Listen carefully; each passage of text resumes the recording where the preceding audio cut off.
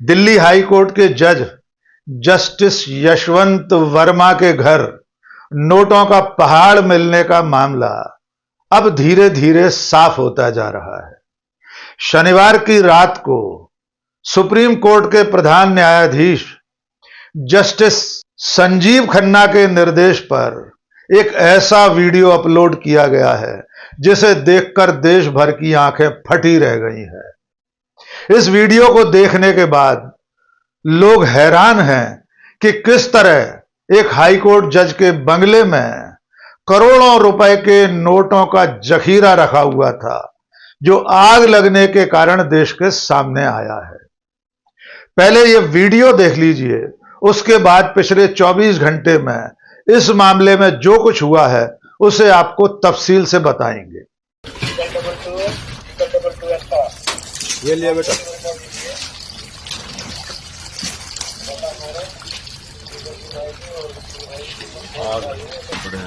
एकदम double tour हो जाए।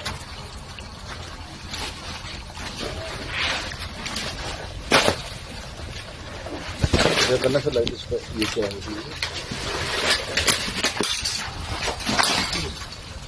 सब कर दे सब दे।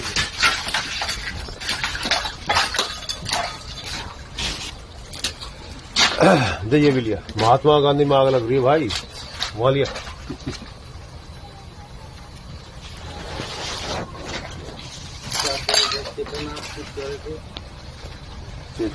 ये भी लिया बेटा।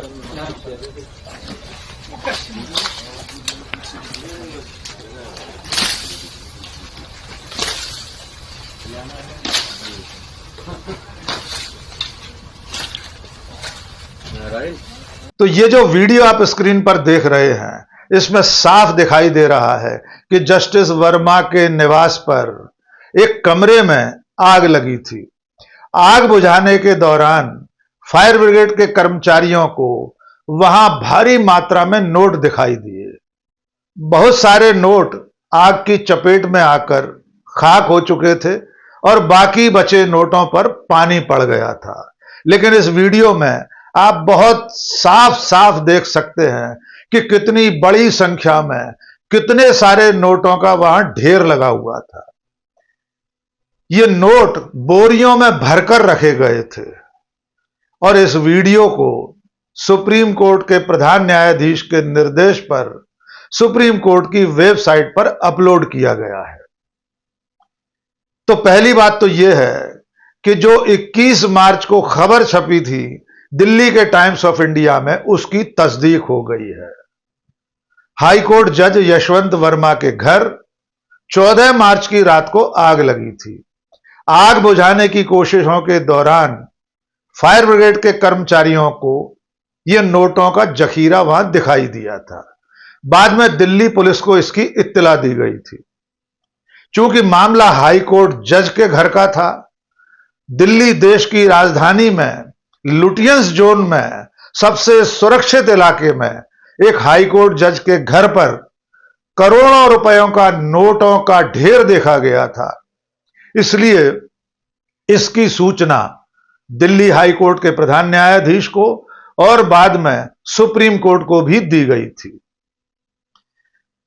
इस पूरे घटनाक्रम में जो खबर सामने आई थी उसके मुताबिक 14 मार्च से लेकर 20 मार्च तक इस पूरे घटनाक्रम को छुपाने की कोशिशें चलती रहीं। लेकिन जब सुप्रीम कोर्ट के संज्ञान में यह घटनाक्रम आया तो सुप्रीम कोर्ट के कॉलेजियम की बैठक बुलाई गई। इस बैठक में प्रधान न्यायाधीश सहित बाकी के सदस्य भी शामिल थे। बैठक में तय किया गया कि चूंकि हाई कोर्ट के जज और उनके निवास में नोटों का मामला सामने आया है, इसलिए उनका तबादला इलाहाबाद उच्च न्यायालय कर दिया जाए।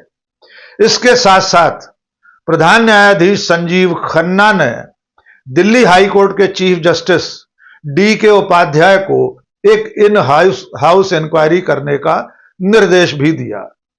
यद्यपि खबर छपने के बाद सुप्रीम कोर्ट ने एक प्रेस नोट जारी किया। उसमें यह बताया गया कि जस्टिस यशवंत वर्मा के तबादले का आगजनी की घटना से कोई संबंध नहीं है। उनका तबादला सामान्य प्रक्रिया में हुआ है। लेकिन उसमें यह बात स्वीकार की गई कि जस्टिस यशवंत वर्मा के खिलाफ इन हाउस इंक्वायरी शुरू की गई है। दिल्ली हाई कोर्ट के चीफ जस्टिस DK उपाध्याय ने पुलिस और फायर ब्रिगेड से मिली रिपोर्ट के आधार पर वीडियो देखने के बाद अपनी रिपोर्ट 25 पेज की रिपोर्ट देश के प्रधान न्यायाधीश के सामने बीते दिन पेश कर दी। जांच रिपोर्ट मिलने के बाद देश के प्रधान न्यायाधीश ने दिल्ली हाई कोर्ट के चीफ जस्टिस को निर्देश दिया कि तत्काल प्रभाव से जस्टिस यशवंत वर्मा से सारे न्यायिक कामकाज छीन लिए जाएं, उन्हें न्यायिक कामकाज से पृथक कर दिया जाए। इसके अलावा 3 सवाल और पूछे गए हैं। दिल्ली हाई कोर्ट के जरिए यशवंत वर्मा से सुप्रीम कोर्ट ने पूछा है कि आपके सरकारी आवास में यह धन कहां से आया, इसका स्रोत क्या है और इसको अगले दिन वहां से हटाने का काम किसने किया। यहां एक बार फिर जान लीजिए, आग 14 मार्च को लगी थी। फायर ब्रिगेड ने रात को 11:35 पर इस आग की सूचना मिलने के बाद 15 मिनट में आग पर काबू पा लिया था। इसके अगले दिन इस कमरे में से, स्टोर रूम में से जहां आग लगी थी, नोटों का बाकी बचा हुआ जो जखीरा था, जले हुए नोट थे, पानी से भीगे हुए नोट थे, वे वहां से हटा दिए गए थे। सुप्रीम कोर्ट ने यह सवाल ही पूछा है कि आखिर वहां से अगले दिन ये नोट किसने हटाए हैं। इस बीच में जो जांच रिपोर्ट पेश की गई है उसमें जस्टिस यशवंत वर्मा का पक्ष भी सामने आया है। उन्होंने चीफ जस्टिस ऑफ दिल्ली से कहा है कि आगजनी की घटना के दिन वे और उनकी पत्नी दिल्ली में नहीं थे, वे भोपाल में थे। उनके आवास पर उनकी वृद्ध मां और बेटी थीं। आग की सूचना मिलने के बाद फायर ब्रिगेड वहां पहुंची थी और जिस कमरे में आग लगी थी, जस्टिस यशवंत वर्मा के मुताबिक उन्होंने जो लिखित उत्तर दिया है उसके अनुसार आग जिस कमरे में लगी थी वो उनके बंगले में एक कोने में बना हुआ स्टोर रूम है। उसमें कोई भी आसानी से आ और जा सकता है। उससे लगा हुआ गार्ड रूम है। जस्टिस वर्मा का दावा है कि इस कमरे में एक दरवाजा और भी है जो पीछे की तरफ से खुलता है। उन्होंने कहा है कि उन्हें और उनके परिवार को इस नकदी के बारे में, इस कैश के बारे में कोई जानकारी नहीं है और न उन्होंने या उनके परिजनों ने यह भारी मात्रा में नकदी वहां रखी थी। जस्टिस यशवंत वर्मा ने कहा है यह उन्हें बदनाम करने की एक साजिश है। उन्हें नहीं पता कि किसने उनके घर में ये नोट लाकर रखे थे। सुप्रीम कोर्ट ने कल जो निर्देश दिए हैं उसमें कुछ और चीजें भी हैं, वो भी जान लीजिए। सुप्रीम कोर्ट ने कहा है, दिल्ली हाई कोर्ट के चीफ जस्टिस को निर्देश दिया है कि वे जस्टिस यशवंत वर्मा को निर्देश दें कि वे अपने मोबाइल का डाटा डिलीट न करें, किसी भी तरह से उसे रिबूट न करें। जो भी उसमें मैसेज हैं वे यथावत रखे जाएं। इसके अलावा उनके बंगले में जो सुरक्षाकर्मी तैनात थे, पिछले 6 महीने से जितने गार्ड वहां रहे थे, बंगले के बाकी कर्मचारी, उन सबके भी मोबाइल का डाटा, उनके कॉल रिकॉर्ड भी सुप्रीम कोर्ट ने मांगे हैं। जस्टिस यशवंत वर्मा के कॉल रिकॉर्ड को भी तलाशा जा रहा है। सुप्रीम कोर्ट ने जस्टिस यशवंत वर्मा के घर के इस वीडियो को अपलोड करने के अलावा 25 पेज की रिपोर्ट भी अपलोड कर दी है। इसके साथ साथ chief justice of India Sanjeev Khanna ने 3 सदस्यीय जांच समिति भी गठित की है। इस जांच समिति में पंजाब और हरियाणा उच्च न्यायालय के प्रधान न्यायाधीश जस्टिस शील नागू हैं और 2 अन्य सदस्यों में जस्टिस GS संधावालिया, जो कि हिमाचल प्रदेश उच्च न्यायालय के प्रधान न्यायाधीश हैं, और सुश्री अनु शिवरामन कर्नाटक हाई कोर्ट की जज हैं। इस जांच समिति को भी पूरे घटनाक्रम की जांच का जिम्मा सौंपा गया है। इस मामले में यह बेहद बड़ी बात है कि सुप्रीम कोर्ट के प्रधान न्यायाधीश जस्टिस संजीव खन्ना ने न्यायपालिका में लोगों का भरोसा बहाल करने के लिए और पारदर्शिता कायम करने के लिए अपने ही न्याय व्यवस्था के एक अहम सदस्य हाई कोर्ट के जज जस्टिस यशवंत वर्मा के घर लगी आग का वीडियो खुद अपलोड करवाया है। इसके अलावा पूरी जांच रिपोर्ट भी उन्होंने पब्लिक डोमेन में लाकर रख दी है। अब इस वीडियो के वायरल होने के बाद और जस्टिस यशवंत वर्मा का पक्ष सामने आने के बाद कुछ सवाल हैं जिन्हें उत्तर की दरकार है।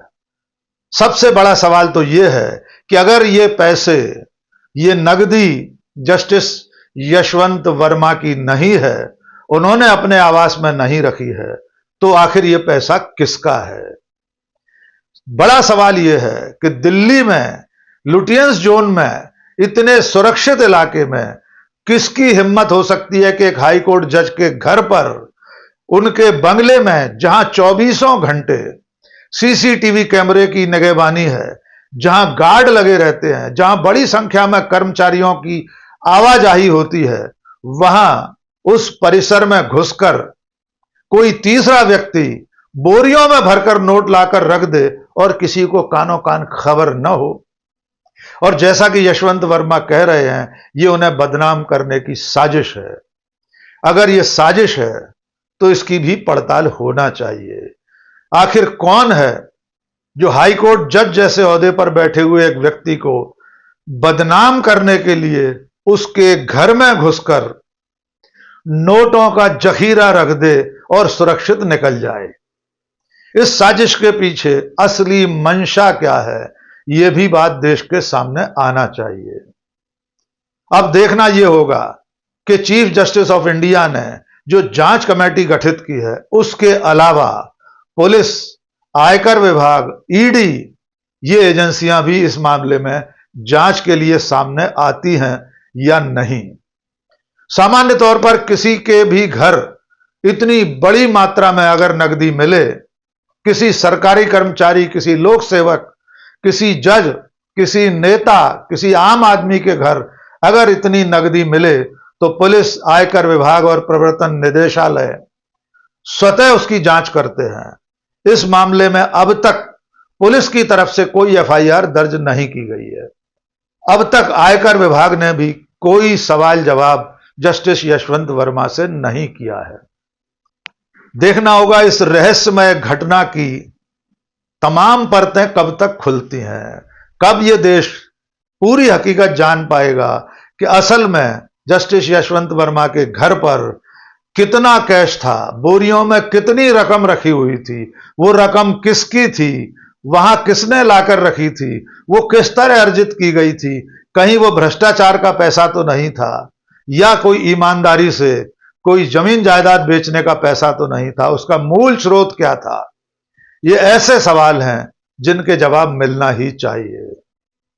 जवाब कब मिलेंगे कोई नहीं जानता, लेकिन आखिर में एक बार फिर chief justice of India justice Sanjeev Khanna को एक सल्यूट कि उन्होंने बेहद शानदार कदम उठाया है, देश के सामने एक नजीर पेश की है, एक उदाहरण पेश किया है कि अगर भ्रष्टाचार के मामले में उनकी अपनी अदालतों का भी कोई जिम्मेदार पदाधिकारी, कोई न्यायमूर्ति भी शामिल होगा, तो उसकी जांच भी पूरी पारदर्शिता के साथ होगी।